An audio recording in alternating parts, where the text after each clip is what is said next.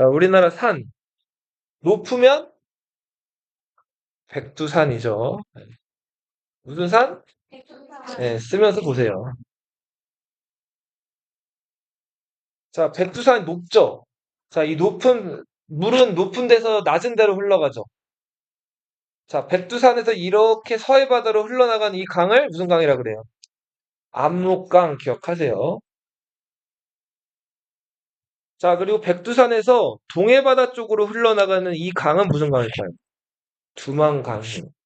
중국과 북한의 경계죠? 여기 너머는 중국이죠? 여기는 지금 북한이죠? 중국과 북한의 경계가 되는 이 두 강이 무슨 강, 무슨 강? 압록강과 두만강.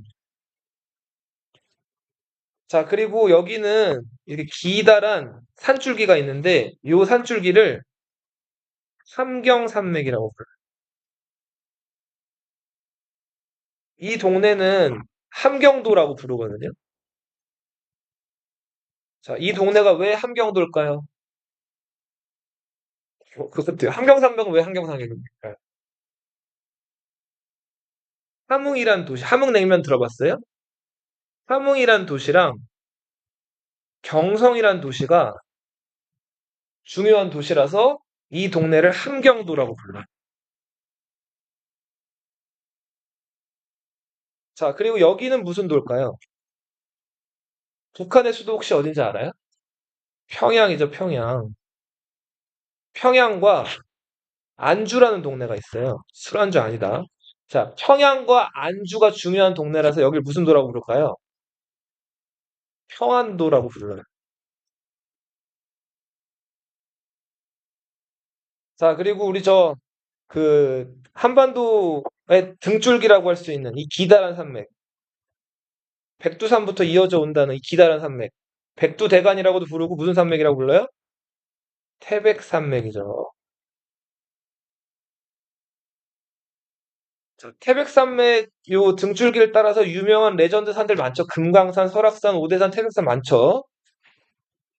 그리고 요거 하나 또 알아두실 게, 요 산들 많은 동네에 여기 38선 휴전선 요 북쪽이랑 남쪽에 걸쳐 있는데 강원도라고 들어봤어요? 강원도에 산이 많죠? 그쵸? 자, 산이 많은 강원도인데 강원도랑 함경도 사이에 요 지역에 철령이라는 그 골짜기가 있어요. 이 철령 골짜기에 여기가 군사적으로 중요한 곳이라서 관문을 설치해 놨어요. 그래서 여기를 철령관이라고 불렀어요. 자, 철령의 북쪽을 관북이라 그래요. 그래서 보통 함경도를 뭐라고 부른다? 관북 이렇게 불러요. 관북. 자, 그리고 이 태백산맥 동쪽에 여기 동해바다 가까워 있는 이 도시들은 철령관의 동쪽에 있다고 해서 태백산맥의 동쪽을 관동이라고 불러요. 관동. 네. 강원도를 그래서 관동 이렇게 보통 불러요. 그리고 강원도를 좀 쪼개서 얘기를 하면은 너희 혹시 강원도 스키장 이런 데 가본 적 있어요? 평창이나 이런 데 용평 리조트 막 이런 데 있죠. 네. 그거 스키장 이렇게 슬로프를 어떻게 만든 거죠? 산을 다 깎아가지고, 예, 깎아가지고 만든 거란 말이에요. 대관령이라고 들어봤어요? 그 대관령 골짜기 깎아가지고 만든 게 그 강원도 스키장들인데, 대관령의 동쪽, 그러니까 태백산맥의 동쪽을 영동이라고 불러요. 령동. 그러니까 대관령의 동쪽이란 뜻이에요.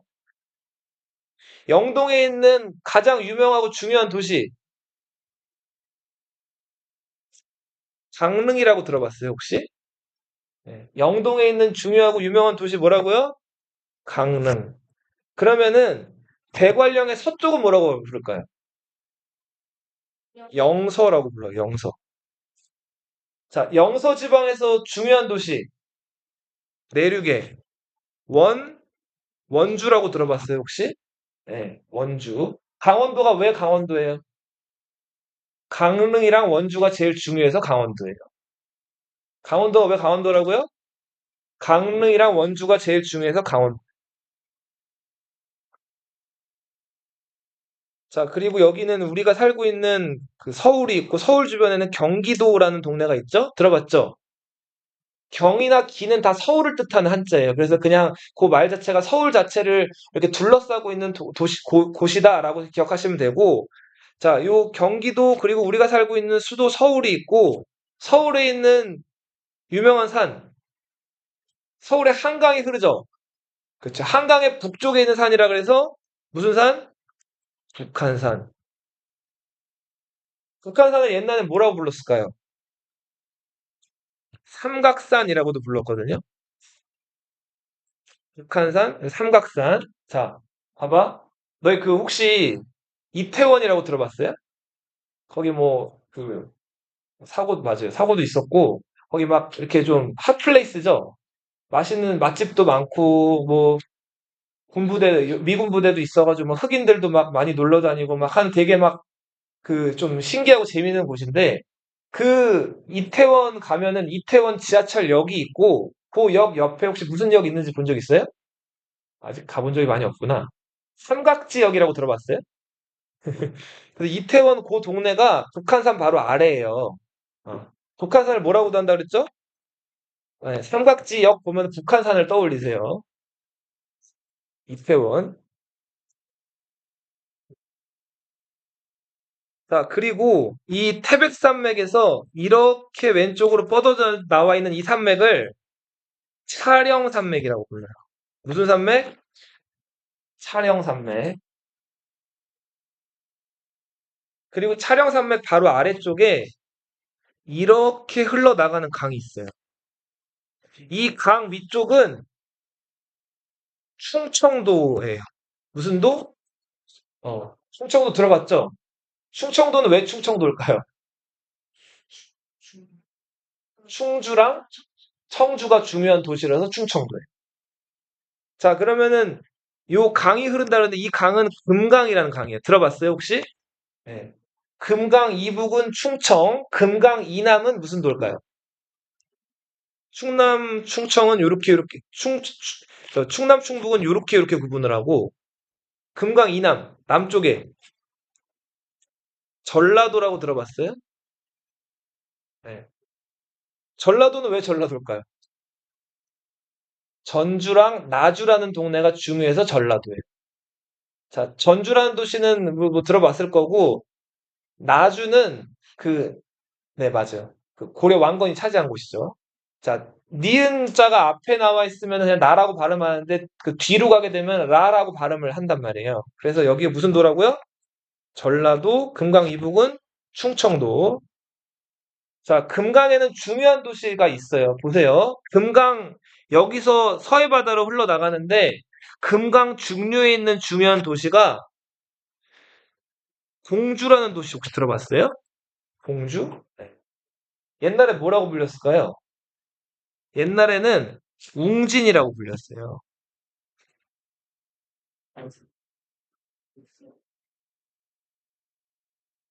너희 그 백제란 나라 들어봤죠? 백제란 나라 처음 수도가 어디였죠? 여기요, 여기. 네, 여기 어디예요? 여기. 아니, 여기요. 아니, 여기 어디예요? 저기, 서울이요, 서울. 백제 처음 수도가 어디였다고요? 서울이라고. 근데 백제가 400년 동안 서울을 차지하고 있다가 고구려 장수왕이 쳐들어와서 서울을 뺏기죠. 그래서 국왕 계로왕도 전사를 당하고 계로왕 아들이었던 문주가 쫓겨가가지고 도착한 곳이 여기예요. 공주. 왜 공주, 그리고서 여기를 수도로 정하거든요? 당시에는 이름이 웅진이었어요. 그래서 백제 두 번째 수도 어디예요? 웅진인데 왜 웅진으로 수도를 옮겼을까요? 그래서 살고 지금 뭘 끼고 있죠, 일단은? 산을 끼고 있고 또 한편으로 뭘 끼고 있어요? 강을 끼고 있죠. 그러니까 방어하기가 좋죠. 최적의 조건이죠. 그래서 웅진으로 천도를 하게 됩니다. 그러다가 백제 성왕 때 수도를 한번 또 옮기죠. 자, 웅진에서 금강 하구에 있던 지금의 부여라는 동네로 옮겨요, 수도를. 부여는 옛날에 뭐라고 불렸을까요? 사비라고 불렸었죠. 사비. 소불이 사비 이렇게 불렸.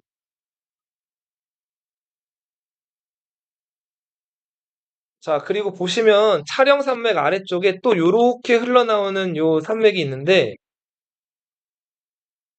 소백산맥이에요. 소백산맥. 자, 조선시대 선비로 태어났으면 출세할 수 있는 유일한 길은 뭐에 합격하는 거? 과거 시험에 합격하는 거밖에 없어요. 지금은 직업이 많잖아요. 너희들한테 과거 시험이라고 할 수 있는 게 수능 시험이죠. 수능 망쳐도 너희 할 수 있는 거 많죠. 네, 그럼 좀 어? 직업이 많잖아요. 현대 사회에는. 공부해서 이래요. 네. 자, 근데 봐봐요.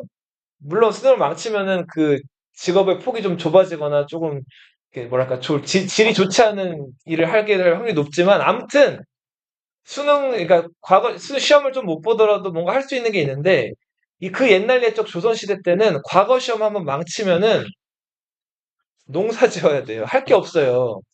자, 그러니까 어떻게든 선비들은 과거에 붙어야 됐죠. 자, 여기 대한민국 제2의 도시가 있어요. 부산이 있죠. 부산 사는 선비가 과거 시험 보려면 어디 가야 돼요? 서울로 올라가야 되죠. 500km 걸어가야 돼요. 한 달 반 막 걸려서 걸어가는 거예요. 자, 근데 걸어갈 때 소백산맥을 넘어야 되죠. 자, 이 넘어갈 때 주요 루트가 세 군데가 있었어요. 자, 첫 번째 루트가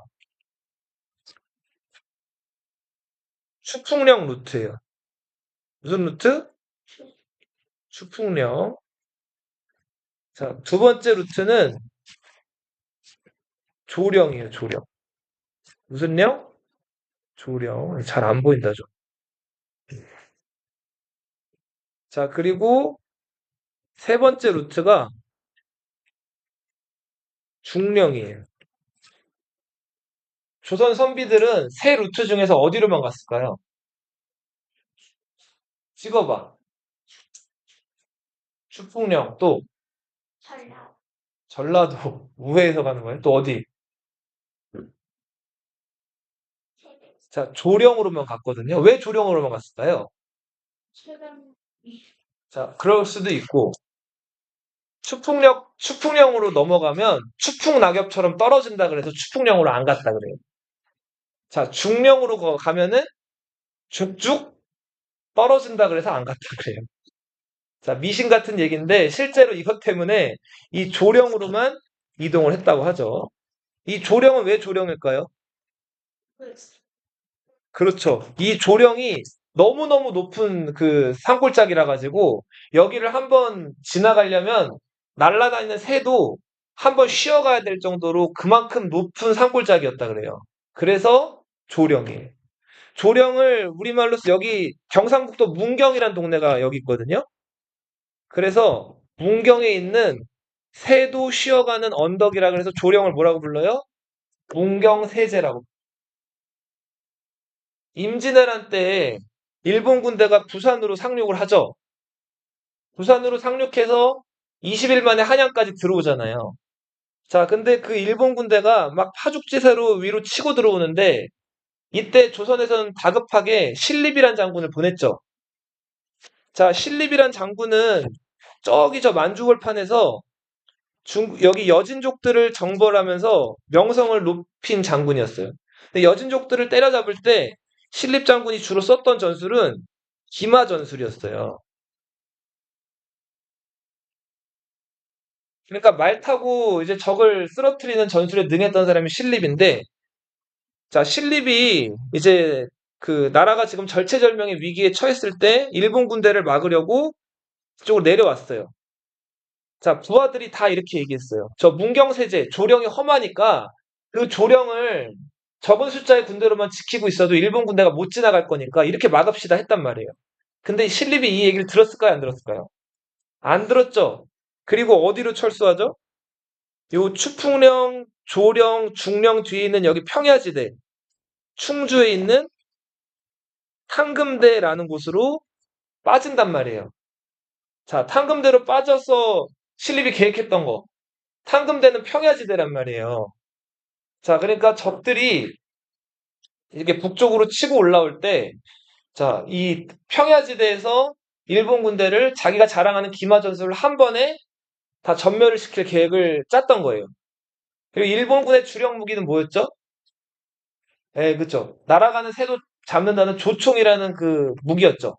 근데 조총은 한 번 위력은 강한데, 한 번 쏜 다음에 다시 장전할 때 그 시간이 꽤 길었단 말이에요. 그래서 신립은 한 발 쏘는 건 어쩔 수 없이 맞을 수밖에 없다고 쳐도 두 발, 세 발 장전하는 시간에 재빨리 기마군들이가 이렇게 돌아가가지고 그 총병들을 제압하는 거를 계획을 짰는데 문제는 탕금대에서 전투를 벌이기 전날 밤에 뭐가 많이 왔어요? 비가 많이 오죠? 그 탕금대가 다 흙밭이었는데 이게 뭐가 됐죠? 진흙밭이 되죠? 그래서 신립이 자랑하는 기마 부대가 자, 조총 부대에게 돌격하다가 그쵸, 말다리가 막 진흙에 빠지죠? 자, 말다리가 그 진흙밭에 빠지면서 허우적거리니까 이게 조총부대 밥이 됐죠. 자, 그렇게 해서 탕금대에서 신립의 군대가 전멸하고 신립도 강물에 뛰어들어서 자살한단 말이에요. 그렇게 해서 결국은 자, 이 아무튼 조령은 쉽게 일본 군대에게 넘어가게 되고 일본군이 20일 만에 한양을 점령하게 된 게 임진왜란 때입니다. 자, 우리 그리고 소백산맥의 끝자락에 있는 이 산, 우리나라에서 세 번째로 높은 산이에요. 무슨 산? 지리산. 두 번째로 높은 산은 어디 있을까요? 여기 있죠. 제주도에 있는 한라산. 백두산 꼭대기에 호수 있죠. 그거 뭐라고 하죠? 백두산 꼭대기. 백두산. 천지죠, 천지. 한라산 꼭대기. 백록담이죠, 그쵸? 지리산 꼭대기. 노고단 들어봤어요? 네.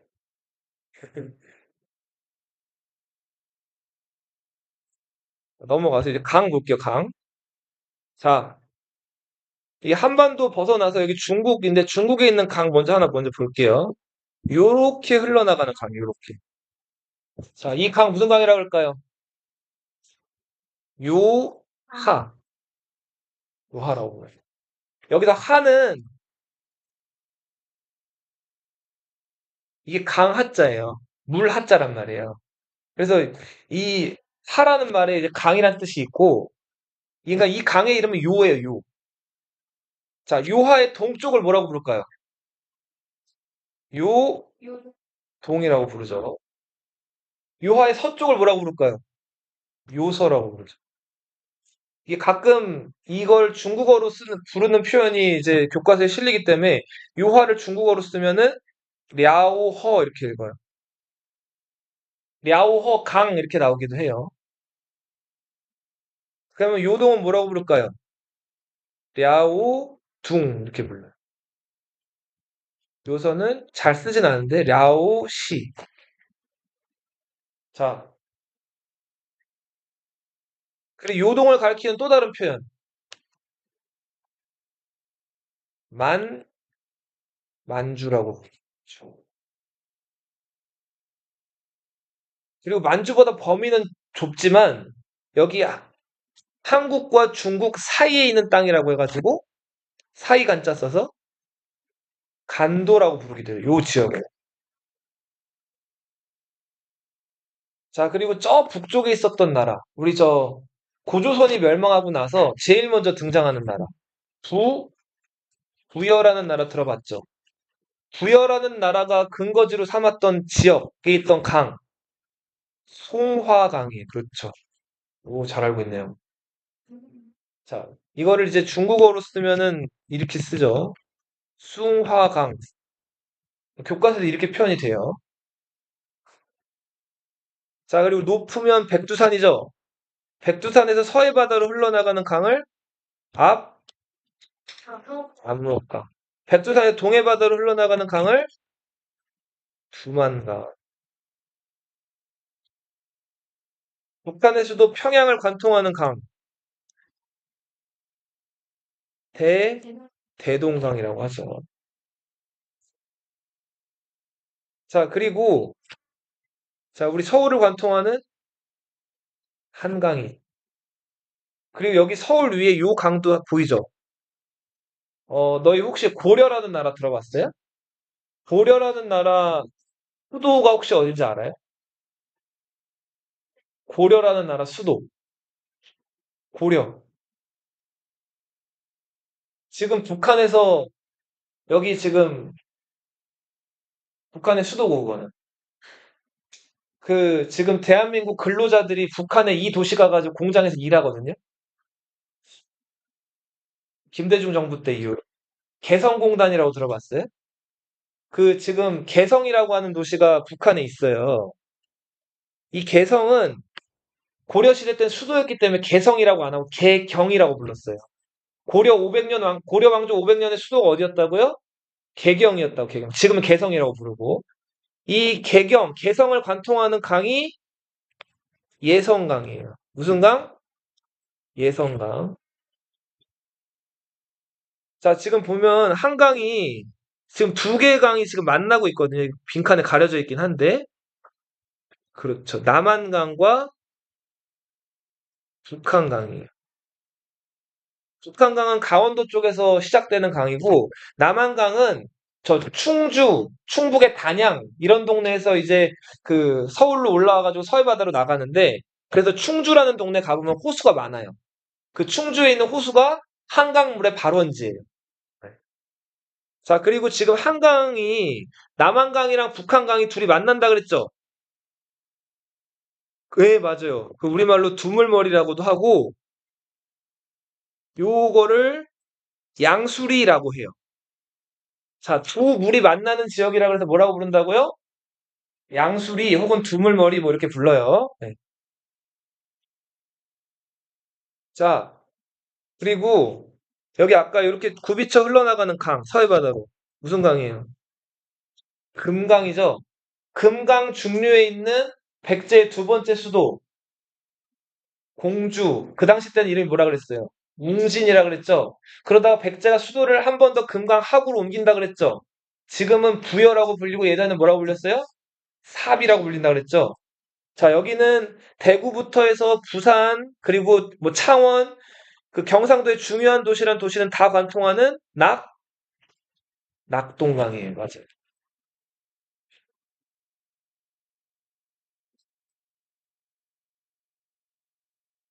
자, 넘어가 보세요. 이거 아까 강 나온 건데 이거 좀 빠르게 쓸게요. 백두산, 무슨 동해바다 무슨 강이에요? 이것도 두만강이에요.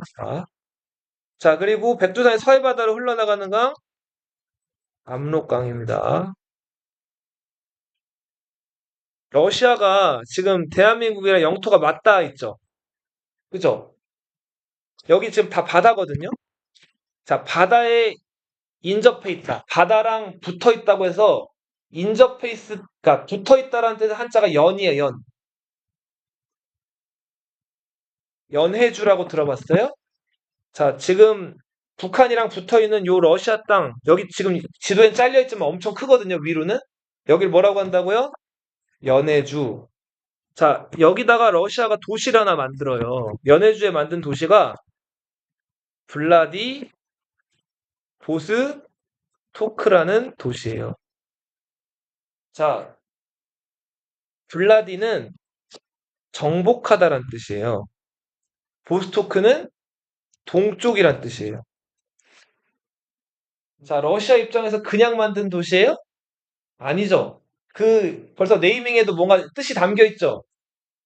동쪽을 정복하러 올 목적으로 만든 도시라고. 러시아는 춥죠. 그래서 가을만 돼도 바다가 막 얼어요. 저 북쪽에 가면은. 그러면은 배가 바다 밖으로 나갈 수가 없죠. 러시아는 1년 내내 얼지 않는 따뜻한 항구가 필요했어요. 그러니까 남쪽에 있는 요 연해주를 주목을 했고 여기다 만들어진 부동항. 자, 부동항은 얼지 않는 항구란 뜻이죠. 블라디보스토크를 만들었다. 자, 근데 러시아가 이렇게 남쪽으로 내려오니까 19세기 후반에 막 개혁하고 있던 일본이란 나라는 이게 불편했어요. 왜 불편했을까요? 러시아도 한반도를 이제 탐을 내고 누리고 있었지만 일본이란 나라도 한반도가 탐이 났죠. 자, 그래서 일본이랑 러시아랑 불꽃 튀게 경쟁을 하다가 둘이 전쟁을 벌인단 말이에요. 러일 전쟁이에요. 이 러일 전쟁에서 누가 이겼죠? 일본이 이겼죠. 일본이 이기면서 러시아는 한반도에서 손을 떼게 되죠. 대신에 일본이 이제 한반도에서 유리한 지점을 차지하게 됐고, 그 다음 일본이 강요한 게 혹시 뭔지 알아요? 우리나라 외교권 가져간 거. 을사조약이라고 들어봤어요? 네, 늑약은 공식적인 명칭은 아니에요. 자, 그리고 나서 일본이 조선을 먹어치웠죠. 한일 합방이라고 예전에는 불렀죠. 요즘엔 한일 병합조약 뭐 이렇게 부르는데. 자, 여기 보시면은 아까 북한의 수도 평양을 관통하는 강이 무슨 강이라고 그랬어요? 대동강이라고 불렀죠? 자, 그리고 여기 평안도인데, 평안도의 북쪽을, 여기 평안북도, 평안남도거든요? 평안북도랑 평안남도를 가르는 사이에 도시가 하나 있어요. 이 도시가 안주예요, 안주. 아까 이 평안도에서 평양이랑 안주가 중요해서 평안도라고 한다 그랬죠? 이 안주를 관통하는 강이 청천강이에요. 고구려 장군 을지문덕이 수나라 군대를 무찔렀죠. 청천강 예전에 뭐라고 불렸다? 살수라고 불렸어요. 살수대첩이라고 들어봤어요? 네. 청천강입니다. 자, 그리고 아까 그 고려 수도였던 개경을 관통하는 강이 예성강이라 그랬죠? 너희 혹시 저 북한 구경하러 저 파주 가본 적 있어요? 네, 통일전망대? 가본 적 있죠? 네, 거기 막 망원경 같은 거 있죠? 동전 넣으면 막 볼 수 있고 하는 거. 동전 안 넣어도 되나? 우리 때는 넣었던 것 같은데 안 넣어도 되는구나. 자, 아무튼 그 파주를 흐르는 강이 있어요. 그 강 넘으면 북한이에요. 임, 임진강이죠. 자, 보세요. 예성강, 임진강, 한강, 요 세 강이 다 서해바다로 흘러나가서 이 도시에서 만나요. 인천이란 도시 들어봤죠? 네. 그래서 인천이 중요한 도시예요. 자, 그리고 특히 이 세 강이 이제 이렇게 그 서해바다로 나가는 그 길목에 있는 섬이 강화도란 섬 들어봤어요? 인천의 강화도죠. 예성강, 임진강, 한강. 자, 개경하면 어떤 강을 떠오르라고요? 개성하면 예성강. 파주하면 어떤 강? 임진강. 서울하면 알아두세요. 남한강과 북한강이 만나서 한강으로 서해바다로 흘러나간다. 충청도와 전라도를 가로지르는 무슨 강? 금강. 자, 다 왔어요. 자, 그리고 대구, 그리고 경상도 중요한 도시 부산, 창원 다 지나는 무슨 강? 낙동강. 요것도 낙동강이에요. 임진왜란 때 일본 장군을 끌어안고 강물에 뛰어들어서 스스로 목숨을 끊었던 논, 근데 논계 들어봤죠? 논계가 뛰어들어서 자살했다는 이 강, 진주의 남강이에요. 축성루라는 곳에서 외장을 끌어안고 자, 강물에 뛰어들었죠. 자, 전라도와 경상도의 경계가 되는 산은 지리산이라고 한다면 전라도와 경상도의 경계가 되는 강은 섬진강이에요. 무슨 강? 섬진강. 섬진강. 전라도의 중요한 도시가 전주랑 나주라 그랬죠. 자, 전라도 나주를 관통하는 이 강이 영산강이에요. 무슨 강? 영산강. 요 정도는 알아두셔야 돼요. 앞으로 살면서도. 예. 대한민국 사람이라면 알아두셔야 되는 강들이. 넘어가세요. 요거는 다음 시간에 더 볼 거예요. 중요 도시들인데,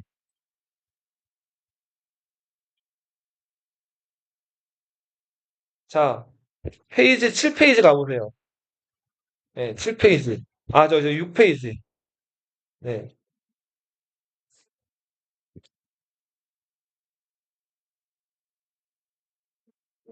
자, 우리 선사시대, 역사 이런 얘기 들어봤죠? 자, 그럼 선사는 뭐고 역사는 뭘까요?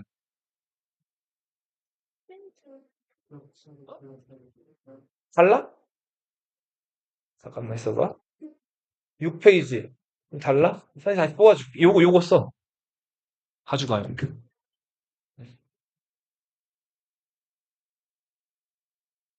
달라, 너희도? 가져가, 이거.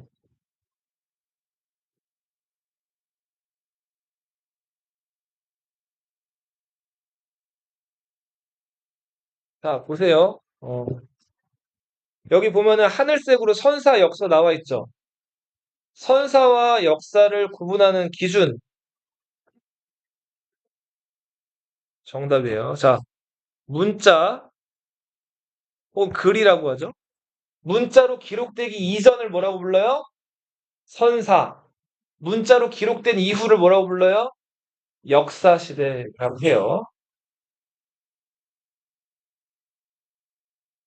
자, 문자로 기록되기 이전에 우리 선사 시대 때는 인류가 대체로 돌을 도구로 사용했어요. 돌을 주요 도구로. 자, 그 돌로 만든 도구를 석기라고 하죠? 그 석기 시대가 길게 잡으면 100만 년, 짧게 잡으면 70만 년인데, 그 중에서 한 69만 년 정도. 그러니까 대부분을 차지하는 게 구석기 시대예요. 그리고 구석기 시대 이제 거의 끝날 무렵에 획기적인 변화가 하나 있었고, 그 이후부터를 신석기 시대라고 불러요. 구는 옛날 구자고 신은 새롭다는 거죠. 자, 그러면은 구석기 시대와 신석기 시대 사이에 무슨 변화가 있었을까요? 도구를 자는 거랑 째는 거. 자, 인류는 그 석기 시대 초기까지만 해도 자연에서 주는 것들 그냥 그대로 이용을 해서 먹었어요. 자, 뭐 예를 들면 사냥을 한다거나 물고기를 잡는다거나 과일 같은 거 열려 있으면 따먹는다거나. 자, 매번 그렇게 하다가 어느 순간부터 과일 먹은 것들 이렇게 버려봤더니 시간 지나고 왔더니 여기 뭐가 싹이 나는 거예요. 자, 그래서 이 씨를 뿌려서 이거를 기를 수가 있구나 이런 것들을 알게 되고 차츰차츰 그 기술을 늘려가면서 농사를 짓기 시작한 거예요. 자, 농사를 조금 어려운 말로 바꾼다는 뜻의 경자를 써서 농경이라고 부르고요. 짐승들도 그, 좀 뭐랄까, 먹을 것이 많은, 살덩어리가 많이 붙어 있는, 포식할 수 있는 뭐, 짐승들, 뭐, 물소든, 뭐, 그런 짐승들. 돼지는 야생돼지고, 멧돼지 같은 돼지들 있죠? 지금 우리가 먹고 있는 돼지들은 사람 손에 많이 길들여진 그런 식용돼지라고 보시면 돼요. 근데 우리 야생에 있던 옛날 돼지들, 하다못해 요즘에도 있는 멧돼지 같은 거 보면 멧돼지 만만해요? 멧돼지 잘못 건드리면 죽어요. 멧돼지 힘도 엄청 세고 여기 뿔 있죠? 화나면 이런 걸 받는단 말이에요, 사람을. 자, 그래서 아무튼 좀 내 입에 맛있을 만한 고기들을 잡으려면 나도 목숨을 걸어야 되죠. 너무 위험하죠. 자, 그래서 이 짐승들을 잡아다가 뭐 저항하는 건 죽였겠지만 새끼들을 낳게 하고 기르기 시작한 거예요. 자, 이걸 뭐라고 불러요? 목축이라고 부르죠. 네. 자, 짐승을 그냥 사냥만 해서 잡아먹다가 이제는 짐승을 데려와서 키우고 길들이기 시작한 거예요. 인류의 가장 친한 동물, 개죠, 개, 그쵸. 늑대의 후예로 알려져 있는 개. 개들을 길러서 지금은 좀 많이 혐오스러운 얘기가 됐지만 예전엔 개를 이제 많이 잡아먹었죠. 자, 그렇게 해서 이 농경과 목축이 이제 시작이 되면서 인류는 자연에 있는 것들을 그대로 이용만 하는 단계에서 이제 식량을 직접 프로듀스, 뭐 하는 거예요? 생산해내는 단계가 되기 시작한 거예요. 자, 요 시기를 신석기 시대라고 하고 이런 획기적인 변화를 신석기 혁명이라고 불러요.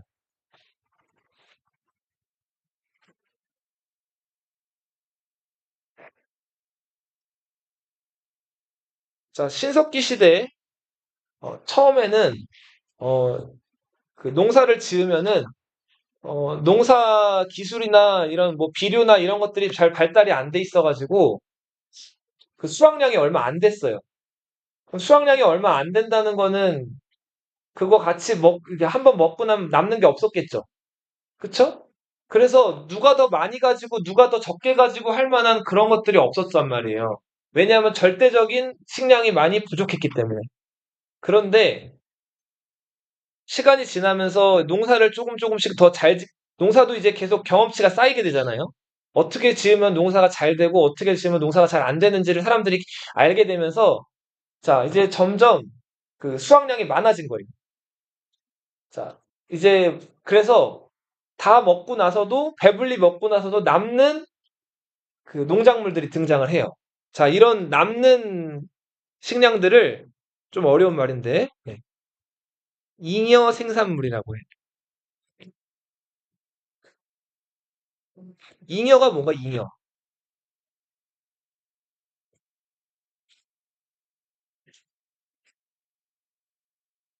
이렇게 쓰거든요. 영어로는 surplus라고 하는데 남은 것들이에요. 남은 것들.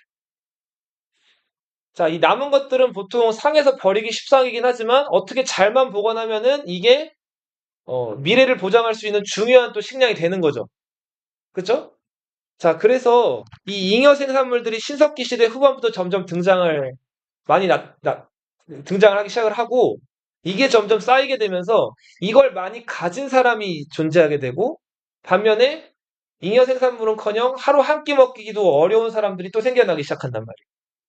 자, 이렇게 부자들은 점점 더 부자가 되고 가난한 사람들은 점점 더 가난해지는 자, 이런 것들을 이제 뭐 한자로 이렇게 쓰죠. 부익부, 빈익빈. 예전에는 다 먹어치우기 바빴는데 가진 사람, 못 가진 사람 생기면서 사람 위에 사람이 있고 사람 아래 사람이 생기게 돼요. 많이 가진 사람들은 보통 지배하겠죠? 없는 사람들은 지배를 받겠죠? 자, 사람 뭐 이렇게 급이 있다 이런 얘기 들어봤어요? 계급이라는 게 생기기 시작해요.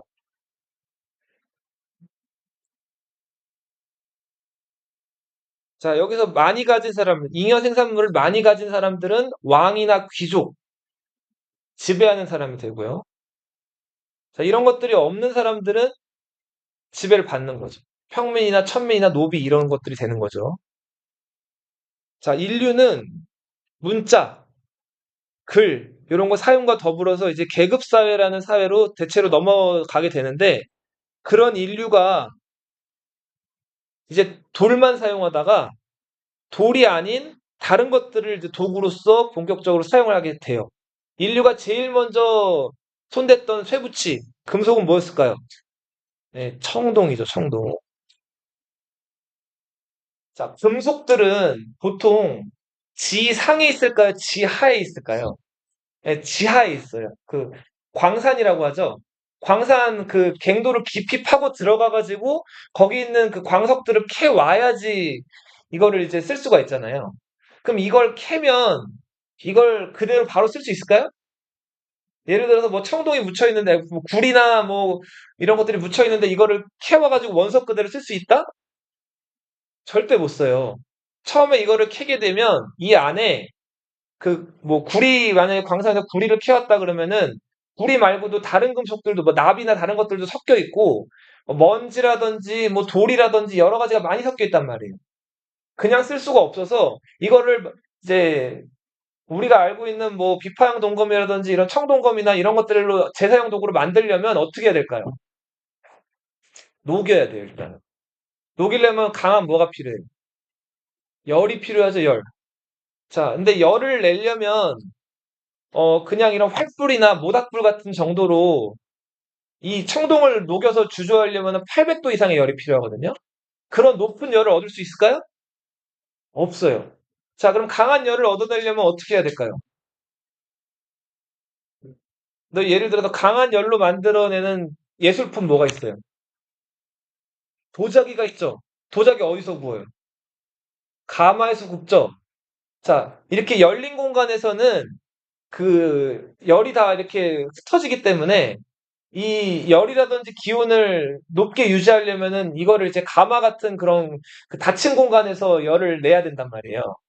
그래서 초반에는 인류가 가마 기술이 없어가지고 금속을 분해를 못 하다가 요 신석기 시대 후반부터 점점 이제 가마 기술이 이제 올라오게 된 거예요.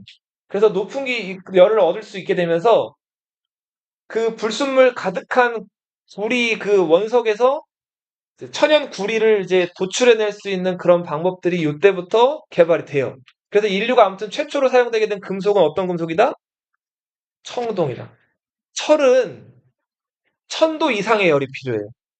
그래서 가마 기술이 처음에는 발달이 안 돼 있었기 때문에 처음부터 철을 쓰지는 못해요. 자, 인류는 처음에 청동을 썼다. 근데 청동은 이거는 뭐 과학 배우신 분들은 알겠지만 자, 구리에다가 동이 구리죠, 구리, 동. 동메달 하잖아요.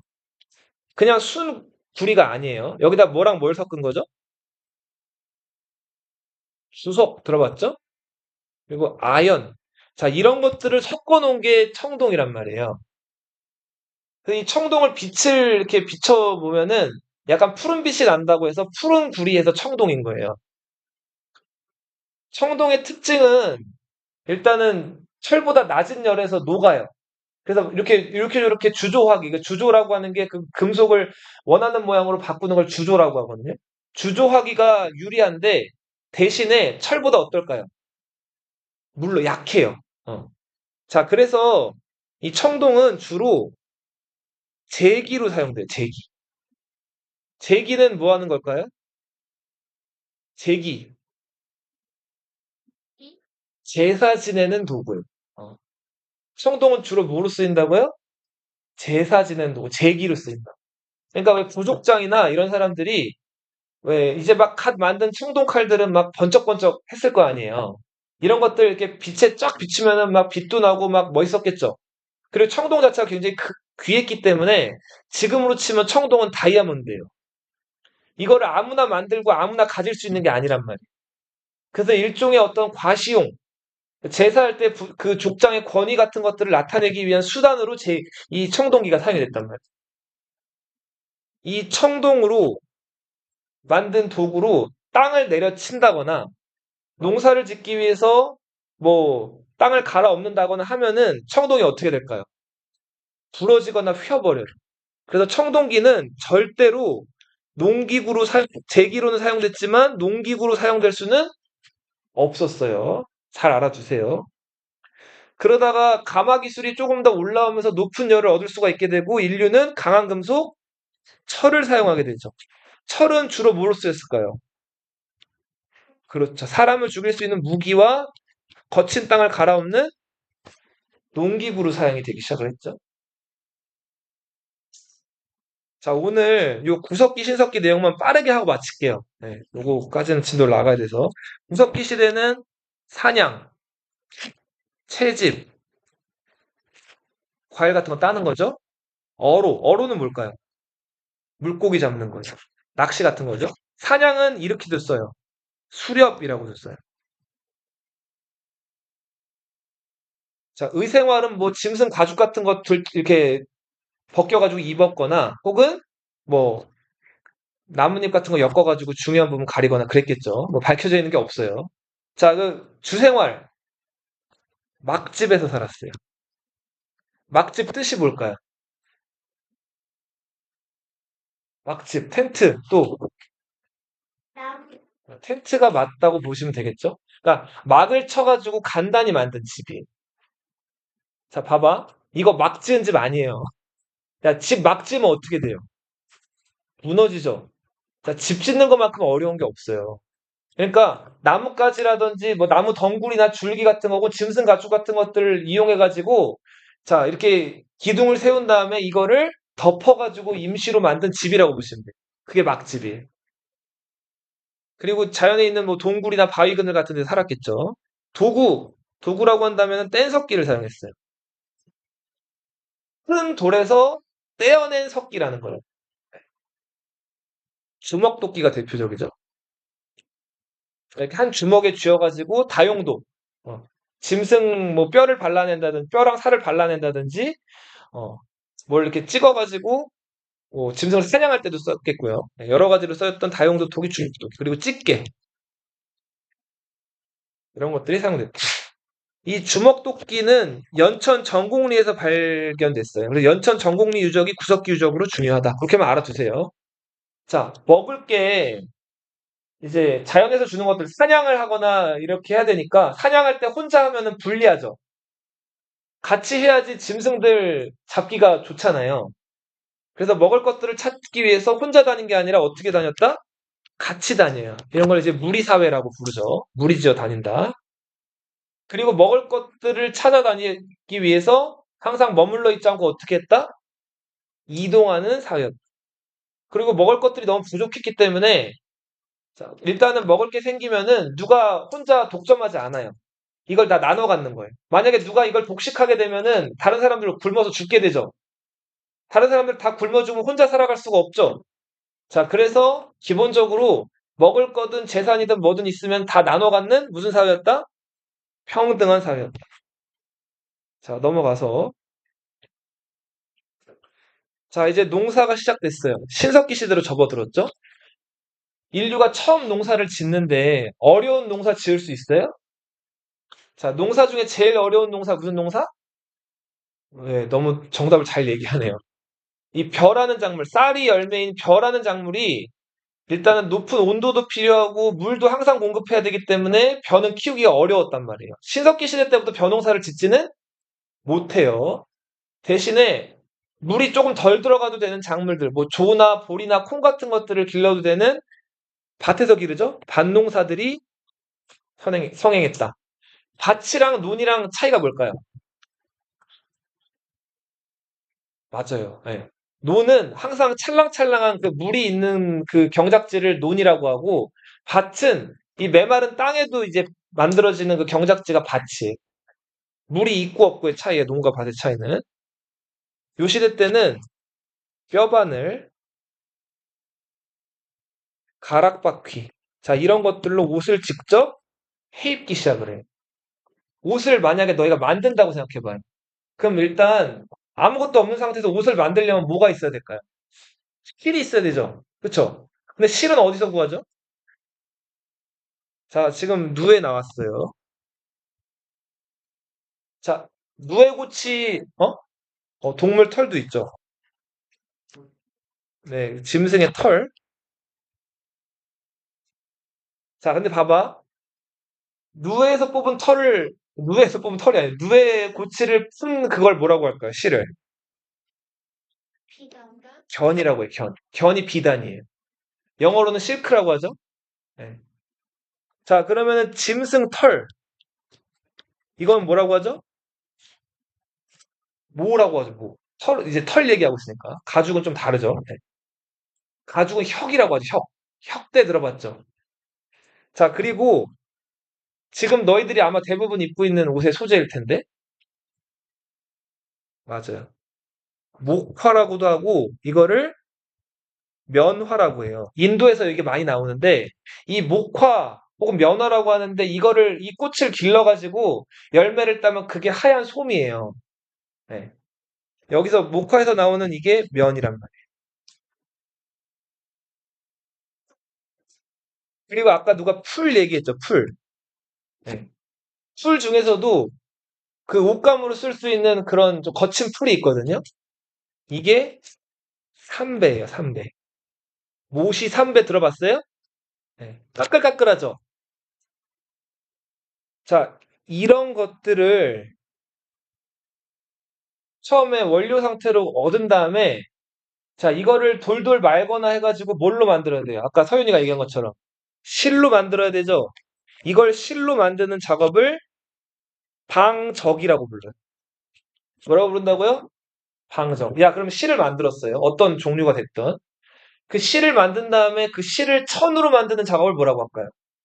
네모난 천으로 만드는 작업을. 이거를 방직이라고 불러요. 뭐라고 부른다고요? 방직. 자, 방직을 했으면 천이 만들어지죠? 그럼 그 천을 두르고 다녀요? 그럴 수 없죠. 그럼 어떻게 해야 돼, 그 다음엔? 옷으로 만들어야 되는데 옷을 처음 만들면 어떻게 해야 될까요? 먼저 가위질을 해야 되죠. 재단이라고 하죠. 재단. 여기 옆으로 쓰게 되네. 자, 재단에 쓰면은 이거 어떻게 해야 돼요? 꼬매야 되죠. 그걸 뭐라고 할까요? 바느질. 이걸 뭐라고 하죠? 재봉이라고 하죠. 이런 작업을 거쳐야 된단 말이에요. 옷 만든 너희가 입고 있는 옷이 그 보통 그 수준이 높은 옷들이 아니에요. 다 지금 기계나 이런 걸로 자동화돼 있어가지고 만들지만 아주 오랫동안 인류가 시행착오를 겪어가지고 이 어려운 과정들을 다 손으로 해오다가 이게 어느 순간에 기계가 대체하게 되면서 만들어진 최첨단의 고성능 옷들인 거예요. 디자인까지도 예쁘죠, 다 너희들 옷들은. 자, 아무튼 요 무렵부터 그래서 다시 얘기 돌아와서 이 방적을 하는 기구, 원시 기구를 뭐라고 하죠? 물레라고 하는데 들어봤어요? 그 원시 물레가 가락바퀴예요. 나중에 가락바퀴로 실 짜는 거 한번 보여줄게요. 네. 자, 그리고 이제 주거 형태가 좀 개선되는데 움집에 살게 돼요. 움은 구덩이란 뜻이거든요. 자, 봐봐. 너희 엄마 아빠랑 텐트 쳐본 적 있어요? 텐트 치면 일단 뭐예요? 옷을 봐봐요. 네. 또 바닥을 펴요. 그렇게 그냥 쉽게 피는 텐트도 있는데 좀 옛날 구닥다리 텐트들은 막대기를 세우죠. 근데 막대기 세우기 전에 일단 땅을 먼저 고른 다음에 돌 같은 거 없어야 되잖아, 누울 때. 예전 텐트 얘기를 좀 해봅시다. 네, 맞아요. 못도 박는데 일단은 제일 중요한 게 뭘 세워야 된다고요? 네, 기둥을 세워야 돼, 기둥을. 자, 이 기둥 세우는 게 만만한 일, 어려운 일? 아주 아주 어려운 일. 기둥 나중에 한번 땅에 세워보세요, 그게. 그게 엄청 어렵거든요. 기둥 세웠다가 하면 어떻게 될까요? 풀썩풀썩 넘어져요. 그럼 기둥이 안 넘어지게 하려면 어떻게 해야 될까요? 잘 세워야겠죠? 근데 어떻게 잘 세워야 될까요? 이거를, 자, 뭐 이렇게 직사각형 형태로, 자, 이렇게 만들면은, 이게 이렇게 잘 서질 않는단 말이에요. 그러니까 처음에 어떻게 세웠을까, 이거를? 이렇게 세운 거예요, 이렇게. 이렇게. 그러니까 이렇게 세운 거라고, 이렇게. 예. 그러니까 양쪽을 이렇게 어슷하게 대가지고 이렇게 세웠단 말이에요. 뭔 말인지 알겠어요? 이렇게 세우기가 너무 어렵기 때문에 이렇게 세웠어요. 근데 이렇게 세우려면 이 지금 바닥에 그 지지하는 대가 이게 지상에 돌출돼 있으면 이게 또 이게 퍼지거나 할 수가 있죠. 그러니까 이거를 잘 고정을 시키려면 그냥 지상이 좋을까 아니면 좀 파고 들어가서 파고 들어간 데다 이걸 고정하는 게 좋을까요? 그쵸? 그래서 초기 형태의 가옥은 대부분 반쯤 파고 들어간 형태예요. 반지하 형태라고. 그리고 만약에 기둥을 세운다고 쳐도 반지하로 내려가면은 기둥을 기댈 곳이 생기죠. 그래서 처음에 가옥은 주로 지상이 아니라 어디 있었다? 지하, 반지하로 내려갔다. 그렇다고 또 아예 지하로 내려가진 않아요. 왜 그럴까요? 지하로 내려가면 빛이 들어와야 안 들어와요. 빛 안 들어온 데서 사람이 살 수가 없어요. 자, 반지하의 장점. 겨울이든 여름이든 항상 기온이 일정해요. 여름에도 서늘하고 겨울에도 너무 춥지는 않아요. 자, 그래서 이 원시시대 때 열을 얻기 어려운 그 원시인들한테는 굉장히 유리한 곳이었죠? 근데 반지하의 치명적인 단점, 네, 어? 신기해요. 습하죠. 네. 땅으로 내려가기 때문에 습하단 말이에요. 사람이 건조한 데서 살아도 습한 데서는 못 살아요. 병나요. 금방 죽어요. 네. 자, 그런데다가 아까도 얘기한 것처럼 어, 반지하라고 해도 지하죠. 그러니까 빛이 당연히 지상 가옥에 비하면 잘 안 들어오죠. 예. 그래서 뭐 이런저런 이유로 이 반지하 가옥은 요즘에도 있긴 하지만 많이 사라지고 있죠. 예. 요즘에 기둥을 또 잘 세우니까 사람들이. 자, 그리고 이제 화덕 얘기를 좀 해볼게요. 화덕은 가스레인지예요. 을로 치면은 너희 집에 들어가면 부엌이나 이렇게 취사 요리하는 그 공간이 어디 있어요? 가스레인지가 가운데 있어요? 아니면 저 구석에 있어요? 구석에 있죠. 집 들어가는데 집에 들어가자마자 그 가스레인지가 있어요? 아니죠. 자, 음식을 만들고 요리를 하거나 뭐 이런 취사 공간이 이때는 가운데 있었단 말이에요. 왜 그랬을까요? 하늘. 어. 자, 일단 불을 피우는 것 자체가 어려운데, 불을 한번 피우면 그 열을 좀 나누거나 어떻게 해야겠죠. 그래서 모닥불 같은 거 피웠을 때 사람들이 삥 둘러 앉아가지고 그 열기를 나눠야 될 거 아니에요. 그런 이유 때문에 자, 초기 형태의 가옥에서는 화덕이 사이드에 있지 않고 어디 있었다? 가운데 있었다. 그리고 기둥 세우기 좋게 원형으로 그 집이 만들어졌다. 네. 근데 나중에 지금 집들은 다 어때요? 밟으면 이렇게 다 각이 져 있죠. 원형으로 짓게 되면 같은 공간 대비 공간 효율이 높을까요? 낮을까요? 낮아지겠죠. 네. 이렇게 될 거니까. 이렇게. 이 공간이 못 쓰는 공간이 돼 버리잖아요. 네, 먼지도 쌓일 수 있고. 자, 그리고 요 시기 때는 뗀 석기를 업그레이드해서 갈아 만든 석기 무슨 석기? 간석기. 토기로는 흙을 구워서 만든 이제 빗살무늬 토기가 있었죠. 암사동 저기 저 강동구에 있거든요. 이 암사동 유적지에 선생님이 방금 얘기한 그 가옥 유적이나 그 움집 유적 이런 것들이 다 있어요. 자, 그리고 요 시대 때는 이제 농사를 시작했기 때문에 어떻게 해요? 정착을 하는. 자, 김씨족, 이씨족, 박씨족, 황씨족 여러 씨족끼리 모여 살다가 농사 같이 지으려고 그 씨족들이 여러 씨족이 모이면은 뭘 이루게 돼요? 부족을 이루게 돼요. 자, 그리고 아직도 먹을 것들이 부족했기 때문에 많이 가지고 적게 가지고 없어요. 아직은 어떤 사회였다? 평등한, 신석기까지는 평등했다. 하늘과 인간을 연결해주는 무당을 숭배했어요. 무당을 샤먼이라고 하죠. 샤머니즘. 강, 바다, 태양, 범접할 수 없는 어떤 강력한 그 자연 현상이나 이런 것들을 숭배했어요. 애니미즘. 곰, 호랑이, 강력한 짐승, 독수리 이런 짐승들을 숭배했는데 토테미즘.